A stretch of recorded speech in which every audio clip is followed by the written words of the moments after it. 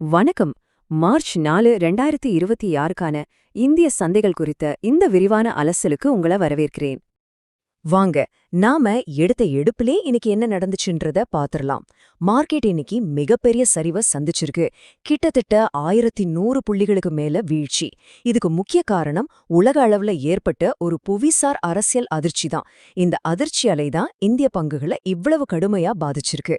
சரி, இந்த சரிவு ஏன் நடந்தது? இதோட உலகளாவிய தாக்கம் என்ன? முக்கியமா இந்தியாவ இது ஏன் இவ்வளவு கடுமையா பாதிக்குது? அடுத்து என்ன நடக்கலாம்? வாங்க, இது எல்லாத்தையும் ஒன்னொன்னா விரிவா பார்க்கலாம். இன்னைக்கு மார்க்கெட் சரிவுக்கான மூல காரணம் என்னன்னு பாத்தீங்கன்னா, அமெரிக்கா இஸ்ரேலுக்கும் ஈரானுக்கும் இடையிலான மோதல் ரொம்பவே தீவிரமடைஞ்சதுதான். அதுவும் உலகத்துக்கே எரிசக்தி கொண்டு போற முக்கிய கடல் வழியான ஹார்முஸ் ஜலசந்திய மையமா வச்சு இந்த மோதல் நடக்குது. ஈரான் அந்த முக்கியமான கடல் வழிய மூடுனதால உலகத்துக்கே ஒரு பெரிய எனர்ஜி ஷாக் வரலான்னு ஒரு பயம் வந்திருக்கு. இதனால உலக அளவுல பணவீக்கம் மறுபடியும் தலை தூக்குமோன்ற கவலை எழுந்திருக்கு. இந்த ஒரே ஒரு நிகழ்வு அமெரிக்காவோட ஃபெடரல் ரிசர்வ் எடுக்க போற முடிவுகளை கூட சிக்கலாக்கிடுச்சு.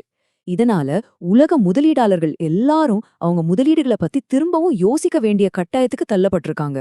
சரி, அடுத்து இந்த பயம் எப்படி மத்த உலக நாடுகளோட சந்தைகள்ல ஒரு சங்கிலி தொடர் விளைவை ஏற்படுத்துச்சுன்னு பார்க்கலாம். முதலீட்டாளர்கள் எல்லாம் ரிஸ்க் எடுக்க தயங்குற ஒரு சூழலை இது எப்படி உருவாக்குச்சேன்னு பார்ப்போம். இங்க பாத்தீங்கனாலே தெரியும், அமெரிக்கா, ஐரோப்பா, ஆசியான எல்லா சந்தைகள்லயுமே பங்குகளை அதிகமா வித்திருக்காங்க. குறிப்பா தென்கொரியா, ஜப்பான் மாதிரி ஆசிய நாடுகள்ல சரிவு ரொம்பவே கடுமையா இருக்கு. ஏன்னா அவங்க எரிசக்தி இறக்குமதியை ரொம்பவே நம்பியிருக்காங்க. இப்ப இந்த ஸ்லைட பாருங்க, ரொம்ப சுவாரஸ்யமா இருக்கும். முதலீட்டாளர்கள் பங்குகளை வித்துட்டு பணத்தை எங்க கொண்டு போயிருக்காங்கன்னு இதை தெளிவா காட்டுது.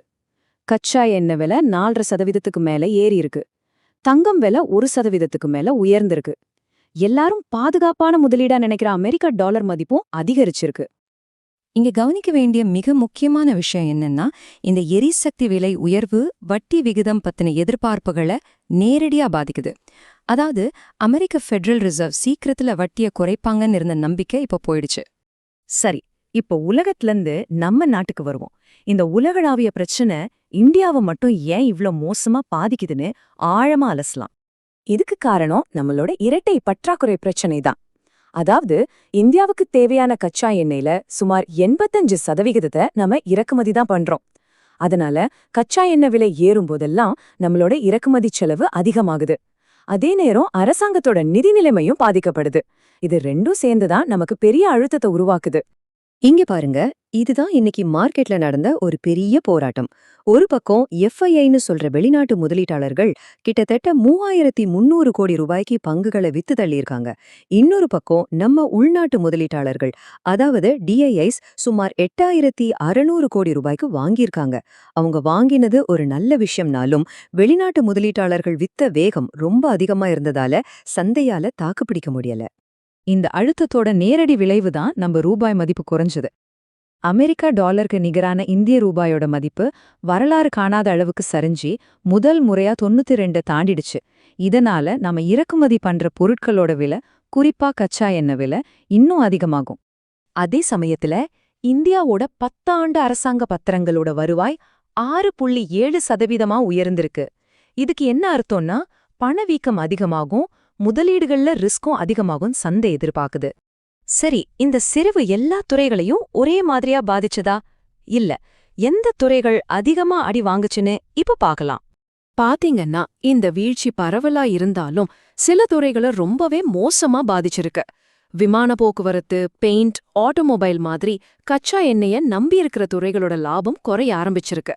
அது மட்டும் இல்லாம கத்தார்ல இருந்து கேஸ் வர்றதுல சிக்கல் ஏற்பட்டதால கேள் மாதிரியான நிறுவனங்களும் கடுமையா பாதிக்கப்பட்டிருக்கு. சில பெரிய நிறுவனங்களோட பங்குகள் ஏன் இவ்ளோ சரிஞ்சுதுன்னு பார்த்தா அதுக்கான காரணம் ரொம்ப தெளிவா புரியும். எல்என்டி நிறுவனத்துக்கு மத்திய கிழக்கு நாடுகள்ல நிறைய ப்ராஜெக்ட்ஸ் இருக்கு. அதனால அந்த பங்கு சரிஞ்சுது. டாடா ஸ்டீல் மாதிரியான நிறுவனங்கள் பொருளாதார சுழற்சியால பாதிக்கப்பட்டது. இண்டிகோ விமான நிறுவனத்தோட பங்கு விலை விமான எரிபொருள் விலை ஏறினதால நேரடியா அடி வாங்குச்சு. சரி, இதுவரைக்கும் நடந்தது எல்லாம் பார்த்துட்டோம். இது எல்லாத்தையும் வச்சு இனிமே நாம என்ன எதிர்பார்க்கலாம், என்னென்ன ரிஸ்க கவனிக்கணும்னு இப்ப தொகுத்து பார்க்கலாம். எங்களோட பார்வை என்னன்னா, ரொம்ப எச்சரிக்கையா இருக்கணும். குறுகிய காலத்துல சந்தை இன்னும் சரியா வாய்ப்பு இருக்கு. அடுத்த சில நாட்களுக்கான போக்கு முழுக்க முழுக்க மத்திய கிழக்குல இருந்து வர செய்திகளை பொறுத்து தான் இருக்கும். கோல்ட்மேன் சாக்ஸ் மாதிரியான பெரிய நிறுவனங்கள் கூட இந்த எண்ணெய் விலை உயர்வால் ஆசியாவிலே இந்தியாவுக்கு தான் அதிக ஆபத்துன்னு சொல்லியிருக்காங்க. ஆக வரப்போற நாட்கள்ல நாம 3 விஷயங்களை ரொம்ப உன்னிப்பா கவனிக்கணும். 1 கச்சா எண்ணெய் விலை, 2 வெளிநாட்டு முதலீட்டாளர்கள் தொடர்ந்து பங்குகளை விற்கிறாங்களா இல்லையான்னு பார்க்கணும், 3 அமெரிக்க ஃபெடரல் ரிசர்வ் வட்டி விகிதம் பத்தி என்ன முடிவெடுக்கிறாங்கன்றது. இது 3ம் தான் சந்தையோட திசையை தீர்மானிக்கும். சரி, நம்ம இந்த விளக்கத்தோட இறுதிக்கு வந்துட்டோம். இதிலிருந்து நம்ம எடுத்துக்க வேண்டிய ஒரு முக்கியமான விஷயம் என்னன்னா, இனிமே மார்க்கெட்டை பொருளாதார டேட்டாவை மட்டும் வச்சு கணிக்க முடியாது. இப்போ எல்லாமே புவிசார் அரசியல் அபாயங்களை பொறுத்து தான் இருக்கு. அதனால உங்க போர்ட்ஃபோலியோக்களை இந்த புதிய சூழலுக்கு ஏத்த மாதிரி மாத்தி அமைக்க வேண்டியது ரொம்ப ரொம்ப அவசியம். நன்றி.